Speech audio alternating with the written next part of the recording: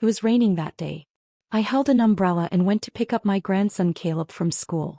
But just as I reached the steps at the school gate, my foot slipped and I fell hard. A kind stranger ended up rushing me to the hospital. I lay in the hospital bed, cold sweat pouring down from the pain, and reached for my phone to message my family.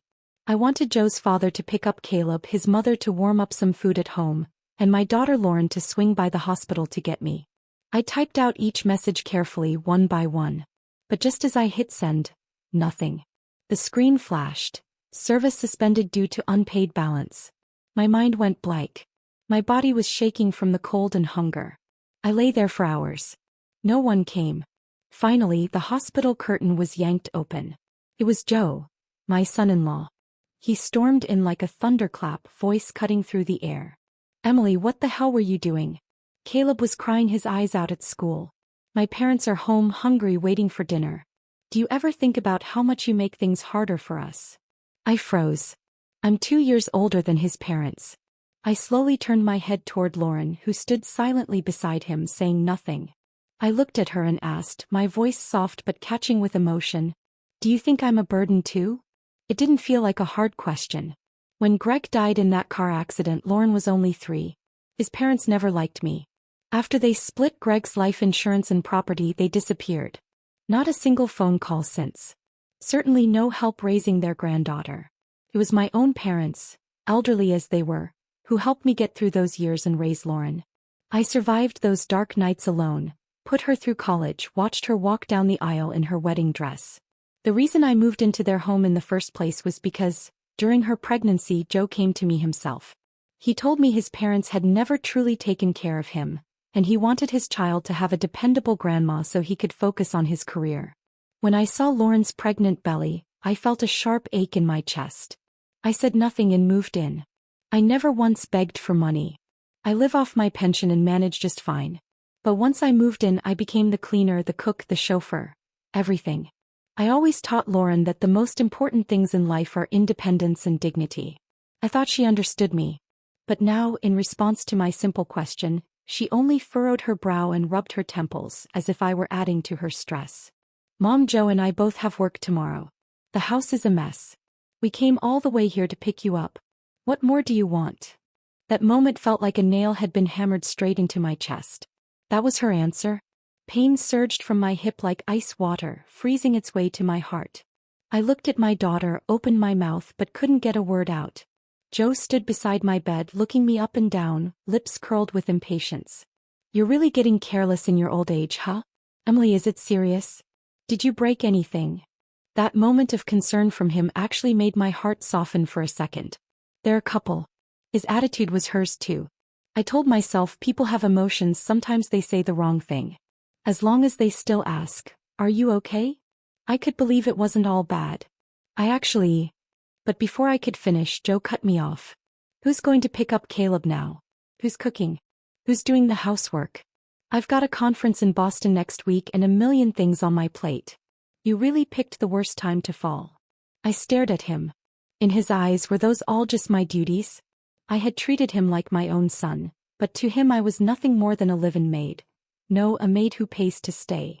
Even getting injured was something to blame me for. My face darkened. Lauren must have sensed it. She gently patted Joe's back and gave a sheepish smile. "Mom, he didn't mean it like that. Don't take it to heart.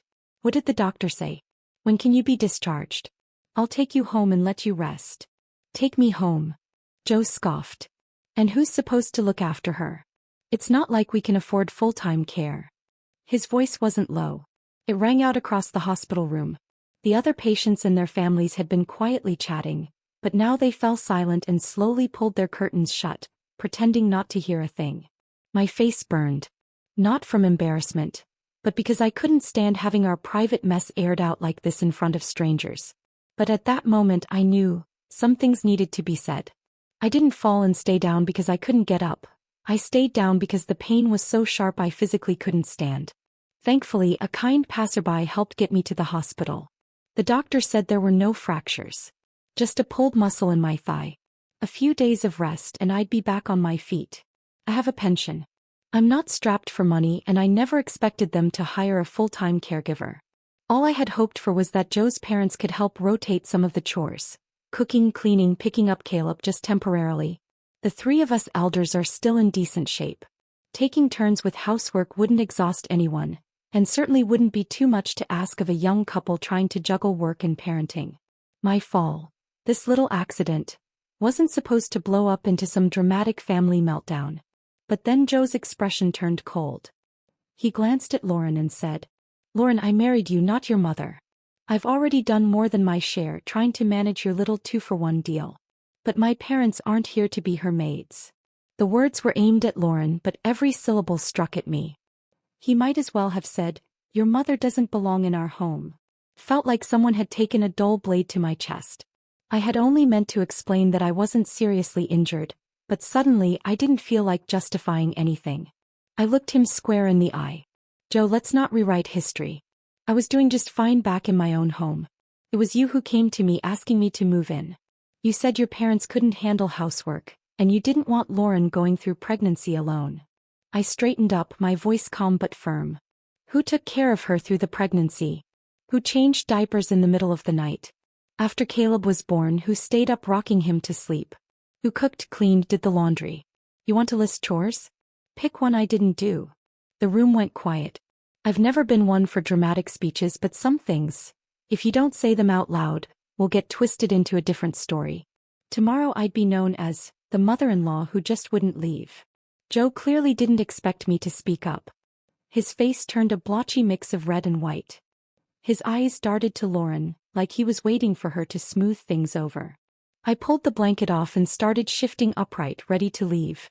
But before I could throw my legs over the side, a hand gently pressed down on my shoulder. It was Lauren.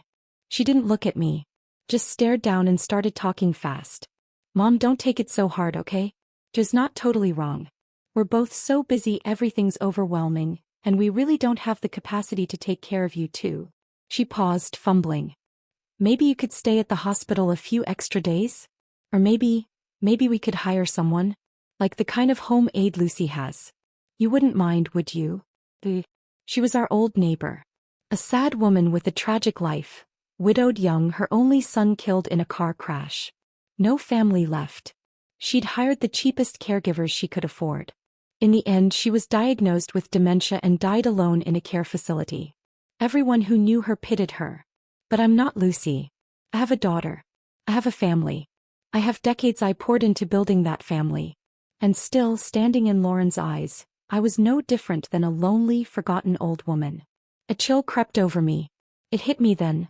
Lauren truly did see me as a burden. I said nothing.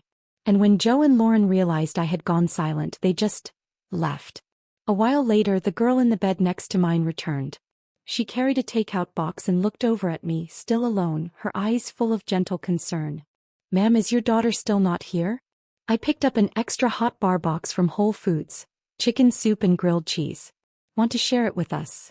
I glanced at the $30 bill crumpled in my hand, the one Lauren had slipped me earlier, and didn't know how to answer her.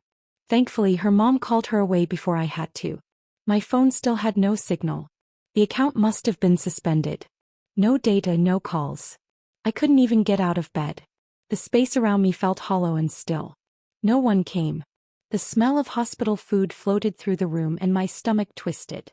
I tapped on my phone's screen mindlessly, as if that would drown out the empty gurgle from inside me. A few minutes later, the girl returned and gently placed a sandwich and soup on my bedside table. I looked up, flustered, and whispered, "Thank you, sweetheart. Could you help me find the Wi-Fi password around here? My phone's service is down."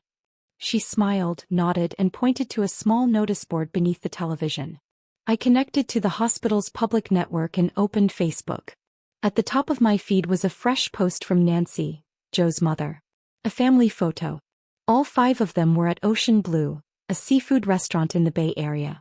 That place is no joke, at least $100 a head. In the photo they were beaming. Plates full of oysters, lobster, cocktails. Even Lauren was smiling like her world had never known stress. But just last night at dinner, Joe had complained my cooking was too bland. Said he was losing weight. He didn't say it outright, but the implication was clear. I wasn't making enough meat dishes. They've never given me a single cent toward groceries. Every month, I stretch my $2,000 pension to cover utilities, household supplies, gas, snacks for Caleb, and still put dinner on the table every night. Even when the budget's tight, I make sure every meal is balanced and nourishing. And Joe says I cook too bland? It stung. Lauren had just laughed it off. We're just broke, Mom. Once we start making more money, we'll take you to a real restaurant. Somewhere fancy. And now, just like that, they could blow a few $100s on dinner while tossing me $30 to fend for myself in a hospital room. In that moment, everything suddenly became clear. If I couldn't count on them now, what made me think I could rely on them when I was truly old and helpless?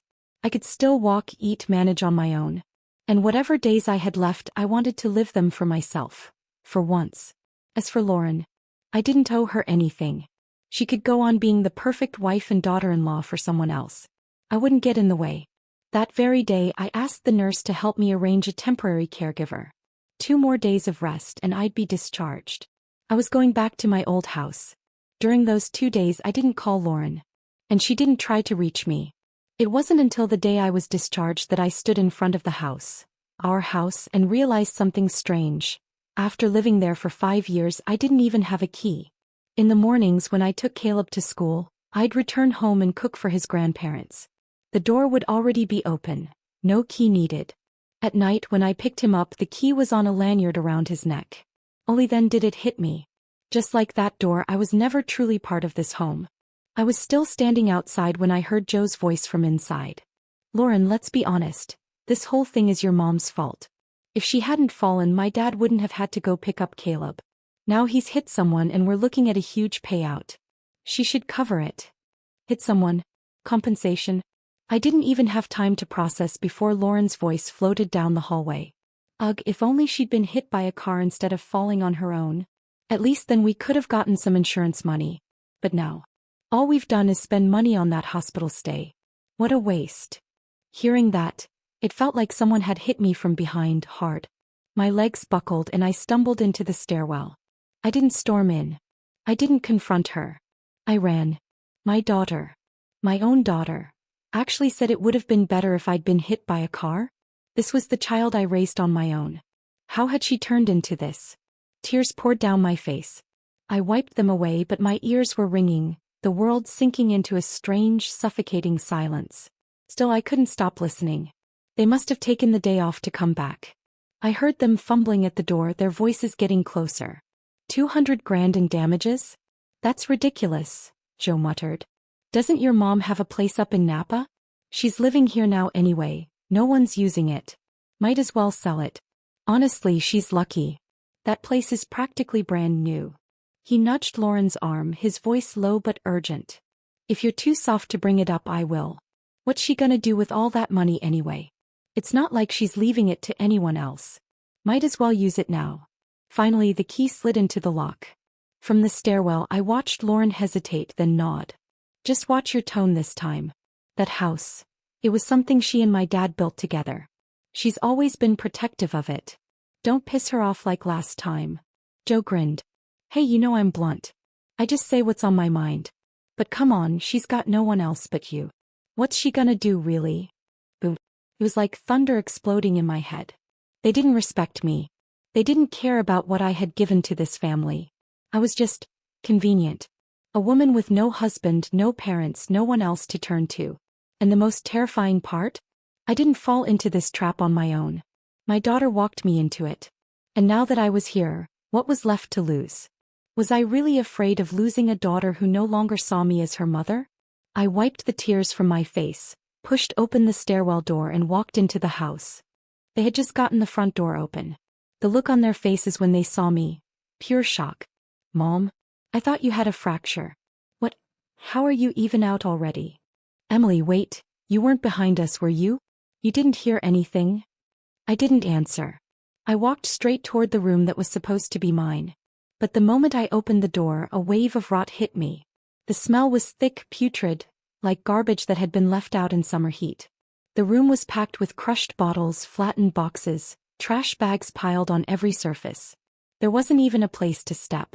Lauren and Joe followed me in, immediately covering their noses and backing away. Jesus, what is that smell? Joe gagged. Nancy was back to her old habits. She loved collecting bottles and cans from the community recycling station, claiming she was saving them to make a little money. But she never washed them, just dumped them in corners. The stink of decay would settle in days. I'd begged her to stop more than once. She'd always promise and go back to it 2 days later. And of course, my room was the only one in the house that wasn't locked. Anyone could walk in. "Mom, it's good you're back," Joe said through his fingers. "We seriously need to clean this place up." "Wait, what?" "The police."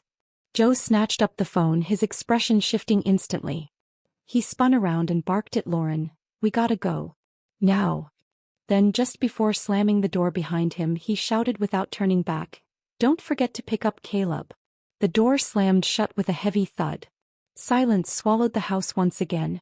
I stood in the middle of the mess, surrounded by garbage and that stench, my heart sinking deeper into cold clarity.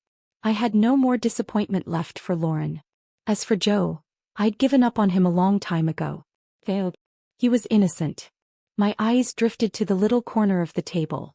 His picture book, his lunchbox, his tiny sneakers. No matter how hard I tried, I couldn't bring myself to say, "I'm done." Even if it was the last time, I needed to pick him up. To say goodbye properly. The love I gave Caleb was never less than what I gave Lauren. At first, it was just because I loved Lauren deeply. Naturally, I loved her child. But as the days passed, watching him grow from a swaddled infant to a toddler wobbling on new legs, from babbling nonsense to full sentences, I witnessed every step of his life. By the time he started elementary school, he'd spent more time with me than with either of his parents. And Caleb wasn't an easy child. He wouldn't sleep unless someone held him. He had a weak stomach, constantly in and out of the ER over food sensitivities. I'd researched children's nutrition, invented meals just to get him to eat. I truly believed he would remember all of that. But that day when he walked out of school, his little face was long and sulking. I knelt down, concerned. "What's wrong, Caleb? Did someone pick on you at school?" He shook his head. Then, looking straight up at me, he said with complete seriousness, "Grandma, can you not live with us anymore? The past 2 days while you were gone, we had shrimp, McDonald's, and lots of yummy stuff. But now you're back, it's your cooking again." The words pierced me like a thorn straight into the heart. He wasn't joking. He meant it. I forced a smile. "But sweetie, you can't eat fast food every day. It's not healthy. You don't want to get sick, right? Or, do you mean you like what Grandpa and Grandma cooked better?" I remembered their cooking, every horrifying detail. When I first moved in, Joe couldn't tell sugar from salt. Nancy didn't even know how to use basic seasoning. Their food was either so salty it made your mouth pucker or so bland it was like chewing wet cardboard. One meal and I nearly threw up. Let Caleb eat that every day?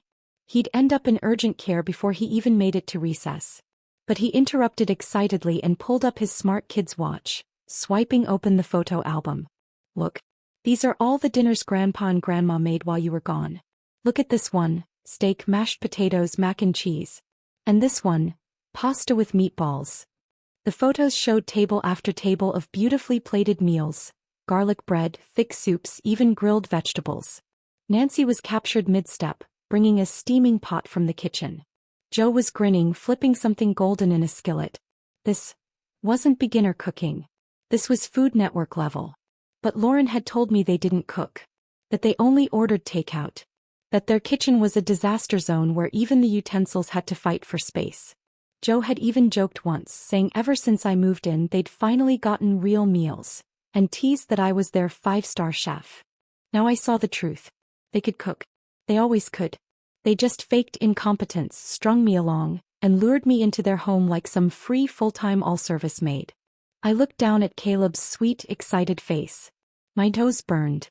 But my lips still curved into a gentle smile. "All right, sweetie. Grandma's going back to her own place today. I won't be staying with you anymore." His eyes lit up. He squealed like a kid opening presents on Christmas morning. "Yay. Grandma's finally leaving. Grandma's going home." Across the street lived a neighbor I was close with. Her granddaughter was in Caleb's class. We often shopped for groceries together, watched each other's kids when needed. When Caleb was at her house, I could finally breathe easy. That day I ordered pizza. Caleb lit up when he saw it, hugged the box and ran off to his friend's house without so much as a glance back. I stood at the doorstep, watching him skip happily toward the door, waving like he couldn't wait to forget I existed. The feeling that came over me wasn't anger. It was something colder. Like a wind cutting straight through my bones. Wasn't this your little darling? Lisa, my neighbor, chuckled as she opened her door and nodded at the pizza box in my hand. You finally let him eat that stuff? I figured the first thing you'd do getting out of that hospital was make him a pot of soup. Her eyes dropped to my knee. I get it. You still feel strong, like you can handle it all. But you've got to start thinking about your own health. You can't keep burning yourself out for everyone else. I forced a weak smile and didn't say much, just brushed it off with, I'm heading back home today. Won't be staying around anymore. Lisa paused, her expression shifting. You heard something, didn't you? She glanced down the hallway, making sure no one was around, then lowered her voice. The way she tiptoed into the question made my chest tighten. After everything I'd been through, I didn't need one more confirmation, but there it was. I lowered my eyes and let just a touch of heartbreak slip into my tone. I didn't expect it either. But I think it's better this way. I'm not staying here anymore. Hearing that, Lisa let out a slow sigh as if she'd been waiting for me to say it. Her face was full of something between guilt and relief. Don't let what they said get to you. People say dumb things all the time without thinking. But honestly, you're better off living on your own. You've got your retirement, your peace of mind. No one bossing you around. That's real freedom. Her words froze me.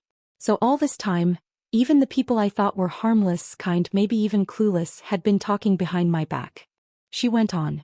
They say you just couldn't handle being alone after your daughter got married. That you moved in and refused to leave, kept volunteering for everything like you were afraid they'd kick you out. Unlike some people, they say you had a kid just to secure your future nursemaid. Joe and I, we had our son because we love each other. We'd never ask his wife's mom to live with us. I mean, where's the dignity in that? And don't get me started on chores. I once invited you to a community fitness class, remember? You wouldn't go. It was like you were afraid someone would take over your territory. My face went cold. Lisa must have noticed the shift because she gently patted my shoulder. Honey, I've known you long enough. You're not the scheming type. You're not a moocher. You put in money, effort, time. Hell, you practically ran that house. If this fall was what it took to finally open your eyes, maybe it wasn't such a bad thing after all, right? I nodded, my voice raspy. Maybe I really would have stayed blind forever if I hadn't fallen. I tried to smile, but it came out worse than a sob. Lisa didn't say much more. Before she left, she reached into her grocery bag and pulled out a small paper packet. Sunflowers, she said. They're tough. You plant them, they grow tall and bright. Just like you, girl. Long as you're breathing, there's always hope. I took the seeds like they were something sacred, something I'd been waiting for without realizing. I nodded slowly and deliberately. Then I headed home. The old house was coated in dust, untouched for months. But as I stood at the door, all I felt was fullness. This place, though worn and quiet, was mine. I didn't do anything else at first. I went straight to the store to catch up on the water, electricity, and gas bills. Then I tossed my phone aside, rolled up my sleeves, and started scrubbing. No one could boss me around anymore.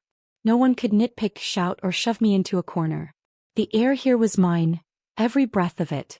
I scrubbed the kitchen top to bottom, wiped the windows in the living room, mopped the bedroom floors.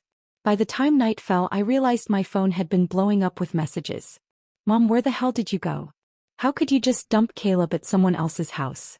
What if something had happened to him? Would you take responsibility? There's no food at home. We're starving over here. Get back and make dinner already. You went back to Napa without saying a word? Do you even realize what a mess you left behind? All this fuss over a couple of things, Caleb said. He's just a kid. You're a grown woman. Can't you be the mature one? I scrolled through them without expression, my finger dragging slowly to the very last one. It wasn't a text, it was a voice message. Mom, I've just been so overwhelmed these past few days. I didn't mean to ignore you, really. Everything's been exhausting and, honestly, I don't think I can do it without you. I need you, Mom. I really do. Lauren's voice was soft, pleading, just like when she was little, crying and reaching out for me. But back then she needed comfort. Now she wanted control. I didn't believe for a second she didn't know why I left. She wasn't confused. She was calculated, packaging her request in helplessness so it'd be harder to say no. I opened my gallery, pulled up that photo Nancy had posted of their lavish seafood dinner, and forwarded it to Lauren. She never responded. When I checked her Facebook again later, the original post, the one showing off their feast, had quietly disappeared. You see, even when faced with the truth, she chose silence over accountability. But that night I slept like a rock. No one told me what to cook. No one waited for me to wash dishes. No one tossed their emotions at my feet and expected me to sweep them up. I ate whatever I wanted whenever I felt like it. No eyes watching. No guilt weighing down my fork. The house was so quiet I almost didn't recognize the peace. The next morning, I rummaged through the utility cabinet and found the sunflower seeds Lisa had given me before she left. I rolled up my sleeves, crouched down by the strip of soil along the side of the house, and planted each seed carefully, one by one. The sun was warm on my back. The smell of fresh earth was damp and honest, like something waiting to grow. This little town, my old neighborhood, was mostly made up of people my age now. Nobody here was still rushing off to the city to help out the kids. We weren't volunteer nannies. We chose to stay where life had made us strong. It was familiar, grounded, and dignified. My return stirred things up. Within days, neighbors started dropping by. One brought a carton of eggs. Another carried a bunch of fresh kale. Someone else showed up with a vacuum-sealed pack of bacon. "Emily, what brings you back so suddenly? Weren't you doing well in the city?" "Yeah. I just told my daughter I'd visit her in California in a few years, and look at you already back. You came just in time, girl. I'm still not done with my jam batch. Tomorrow you're coming over to help me stir. My kitchen's always open to you." Soon my little porch became a gathering spot. Chairs scraped across the pavement. Tea kettles whistled. Laughter rose up into the air like music. And in those small chats and belly laughs, I found something I didn't realize I'd lost: the feeling of being alive. I started planning my next chapter. I had only 2 goals now: take care of my body, take joy in my own life. The sunflowers hadn't even sprouted above the dirt yet when my phone rang. It was Lauren. She'd always called herself an independent woman, the kind who didn't sacrifice her identity for family, who chased her career, her freedom, her time. But the truth was that independence had been built on me. I was the one shuttling Caleb to school, cleaning the house, cooking late into the night, carrying their emotions like unpaid debt. Now that I'd been gone just a few days, her voice on the phone sounded paper-thin, like a scrap being whipped around by the wind. "Mom, are you still mad? Can you come home now? Please." My voice was calm. "I'm not mad. But I'm not coming back either. The chores, the childcare, you and Joe can divide them up. It's really not that hard. I just want to start living my own life again." Before she could answer, Joe's voice barreled into the line, loud, irate, and full of that same self-righteous thunder I'd grown used to. "Are you kidding me right now? We just lost 30 grand in that investment. Our savings are gone, and this is when you decide to bail. We're supposed to stick together as a family. You have any idea how many times Caleb's had diarrhea? We've taken him to urgent care 3 times. We're getting warnings at work for being late picking him up. My dad gave up fishing, my mom's stepping in, and you're out there living your best life." I didn't say a word. Just smiled faintly and switched the call to speakerphone, then set the phone down on the patio table. Let them rant. I had soil to turn. "Joe," I said softly, "raising your child and managing your home, that was always your job. I stepped in to help, not to replace you. But you took my help, twisted it into entitlement, and then gossiped behind my back, calling me a fool. I'm done playing that part." "Mom, that's not what he..." Lauren's voice jumped in, urgent, trying to mop up the mess. I cut her off. "Lauren, don't tell me what he meant. You've done this before. Joe throws the punches and you clean up after him. Then you ask me to come back like nothing happened. I used to feel sorry for you. Now I think I need to finally feel sorry for myself." Before I could say another word, a hand reached over and gently pulled me back. It was one of my neighbors. She marched right up to the phone, leaned over, and unleashed a voice as sharp as a slap. "Oh honey, shame on you. Helping your man trash-talk your own mother? All that college education and not an ounce of decency? You sit there sipping lattes and quoting podcasts while treating your mama like she's disposable." Another woman chimed in, loud and proud. "And that husband of yours? What a gem. Can't keep a job but sure can run his mouth. If ignorance were a sport, he'd have gold medals hanging off his ears." A third added, "Where's all that big talk now, huh? Cat got your tongue? Pathetic." Absolutely pathetic. My little porch had become a chorus of justice, each voice more brutal than the last, yet laced with a kind of fierce humor that made everyone laugh till their ribs hurt. They didn't need to understand my sunflowers, or why I left my daughter and grandson. All they needed to know was this: I'd always tried to be a good person, and for them that was enough. The line went quiet for a beat. Then Lauren's voice came back low and tight. You could have told me you had people around. I have something I need to deal with. Let's talk later. She hung up. I knew that tone. That little edge of pride she inherited from me, it had just cracked right down the middle. Whatever mask of grace she'd put on had just been torn off. And in a town like this, where stories traveled faster than gossip at a bake sale, I knew it would be a long time before she showed her face again. I tucked my phone away. My friends, still fired up, sipped their tea and joked about marching down to the city themselves to give Joe a piece of their minds. I chuckled along, then suddenly paused. Maybe I should go ask Lisa. She always knew things before anyone else did. Something had gone wrong. Lauren and Joe weren't just tired, they were desperate. And now I was starting to wonder. What exactly happened that made them beg me to come back? Did she call you? Lisa leaned in close, her voice low and urgent. Girl, don't you dare go back. I mean it, don't be stupid. You wouldn't believe the things they said about you after you left. Some of it was just nasty. Too nasty for me to even repeat. She pulled over a chair like she was settling in for a show. Subtle was never Lisa's style. After you left, guess who got stuck picking up Caleb from school every day? The in-laws. And let me tell you, Nancy was more committed to her Zumba class than making sure that kid got home in one piece. One afternoon she lost him at the grocery store. Full-on panic. The whole family tore through town looking for him. They almost called the cops. 3 screaming matches later and everyone still pointing fingers. She shook her head, clearly enjoying every detail. And the father-in-law? Mr. I have a pension and a boat, you remember. Well, turns out the guy he accidentally hit in that parking lot last year? Not so accidental. They crossed paths again. A fight broke out. The old man ended up in the ER with a broken hip. Now he's home, pissing off every home nurse they send. None of them last more than a week. That same smug couple who used to act like praising my cooking was a royal favor, they were now reduced to bitter, broken messes. I couldn't help it. I laughed. Lisa grinned and pressed on. With the old folks out of commission, guess who's juggling Caleb, dinner, groceries? That's right, Lauren and Joe. Thing is, their idea of cooking is a heart attack on a plate. Heavy cream, fried everything, salt like it's seasoning the ocean. Caleb's been in urgent care again. Stomach trouble. Shocker. And the money? She let out a low whistle. With your $3,000 pension gone? They're bleeding. You were their quiet little subsidy, and they didn't even know it. I nodded, amused. Every word hit home. Listen, she leaned in, voice dropping. You sound good.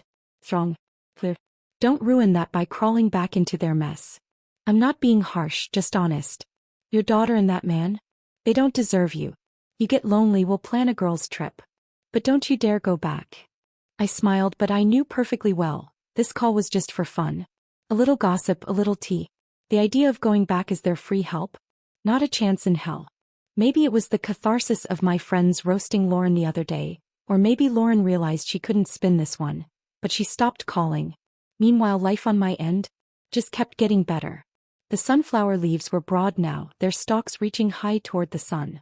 On nice days I'd pull up a stool and sit among them, letting the warm light soak into my skin. Whenever I had free time I cleaned the house. Really cleaned it. From roof to floorboards, kitchen to backyard. Every surface shone.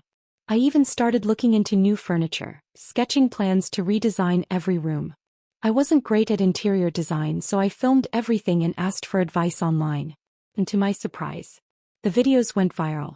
Comments poured in, suggestions on color palettes, lighting ideas, even full digital mock-ups from design students. I read every one, took notes and made updates, filming new videos to share progress. Someone even pointed out my garden wall looked too plain, so I painted it, added floral stencils. Turned out charming, really. But a pretty house wasn't enough. The yard needed to match.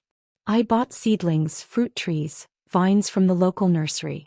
Hired the town's retired carpenter to build me a wooden swing set and a solid outdoor dining table, all nestled under the old oak tree. It looked like something out of a lifestyle magazine. The whole place transformed. Viewers began calling it Emily's Garden. I didn't say much in return, just opened up a few guest rooms, cleaned them out, and invited people who wanted to visit, take photos, or just meet the grandma from the internet. Life slowed down, but it wasn't empty. For the first time, the house felt like mine. Then my videos exploded. The Emily's Garden series lit up social media, spreading across every platform overnight. Each post racked up millions of views. Thousands of young people left comments saying they wanted to visit, stay a night, or simply have a cup of tea with me. At first, I thought it was just kind strangers showing kindness from afar. But then I started getting the last call I ever wanted. "Emily, you're famous." Joe's voice blared through the phone like a used car salesman on speaker mode. "A bunch of my coworkers saw your videos. Millions of views, Mom. You realize what this means? Sponsorships. Merch. You could make real money with this. This is huge." I frowned. That overflowing excitement, all that flattery, none of it made me happy. It just made my skin crawl. I started filming for joy, for connection, not profit. I welcomed visitors because they offered kindness when I was lonely. I never meant to turn this into a market stall. And let's not forget, this was the same man who once barked orders at me, belittled me, and treated me like a burden. Now suddenly I'm Mom again, just because I've become valuable? I said nothing. He kept rambling like this house, this account, these followers were assets he could manage. I finally spoke, cold and even. "Don't even think about it. None of this has anything to do with you. I just want to live my life in peace. Leave me out of your mess." In the past he'd have snapped. But this time he hesitated, then passed the phone to Lauren. "Mom," she said, voice softened though still laced with urgency. "We really need your help. We're family. Families don't hold grudges forever, right?" She paused. Then gentler. "Maybe Joe and I could come visit in a few days? Just to check in." Of course she wanted to come. But she wasn't here to check in on me. I knew exactly what that visit was really about. Lisa had just dropped off some fresh news. They said Joe's mother had relapsed. Same old hoarding habits, worse than ever. Lisa didn't mince words when she told me. She hides stuff now. Under the bed, behind cabinets, even inside the damn kitchen sink. The house is a biohazard. Joe's got insomnia, migraines, got fired after messing up at work. Whole family's been in and out of the hospital. But the worst hit. His father. That hip injury never fully healed. Now, he's completely bedridden. A real vegetable. Lisa leaned in and said it straight. They're broke. No job. No help. Honey, to them you're a walking retirement plan. You better lock that gate. I nodded. I already had. First step, change the locks. I picked up my phone and called them back. My voice was steady, firm. Don't bother coming. I changed the locks. Even if you show up, you're not getting in. I don't want to see either of you. There was a beat of silence. Then Lauren's voice shot up like a panic alarm. I'm your only daughter. Are you seriously going to sit there and watch me suffer? Don't forget, you're gonna need me to take care of you someday. That wasn't anger. That was fear. She finally understood. I wasn't bluffing. I'd always been her safety net. Before marriage, she lived under my roof. After marriage, I lived under hers. But it was always me running her life from the background. Now that I stepped away, she realized just how much she needed me. She was terrified. My voice was soft. But for the first time it didn't waver. That's fine. I don't need you to take care of me. I've got myself, and that's more than enough. I hung up. Outside, the garden was glowing. Flowers in bloom, sunlight pooling across the wooden bench, a warm breeze carrying the scent of soil and herbs. Peace. For the first time in years. But it didn't last long. Just 2 days later, I saw the last people I wanted anywhere near my door. I'd just finished trimming the rose hedges when a noise stirred by the gate. I stepped outside and there they were. Joe and Lauren. And they hadn't come empty-handed. Joe had that fake smile plastered on, pushing a wheelchair with his father slumped inside, drooling and vacant-eyed. Lauren had her head down, silent. She knew what this was. Ever since the garden blew up online, I'd installed a wooden fence and gate. Without my say-so, they couldn't even step onto the porch. So they stood there, necks craned, voices trying to pierce the distance. Mom, could you just open the gate? We had a long drive, we're exhausted. Lauren tugged Caleb forward. Come on, sweetie, say what you said in the car. The boy looked thinner, clearly worn. He stepped forward, looking up at me with wide eyes, his voice soft as cotton. Grandma, can I come in? I miss your cooking. I want to eat dinner with you again. Please? I didn't flinch. I knelt to his eye level, looked him right in the face. No, sweetheart. Grandma lives in her own house now. And you have your own home too. Wasn't that what you said? The moment I said it, his face twisted.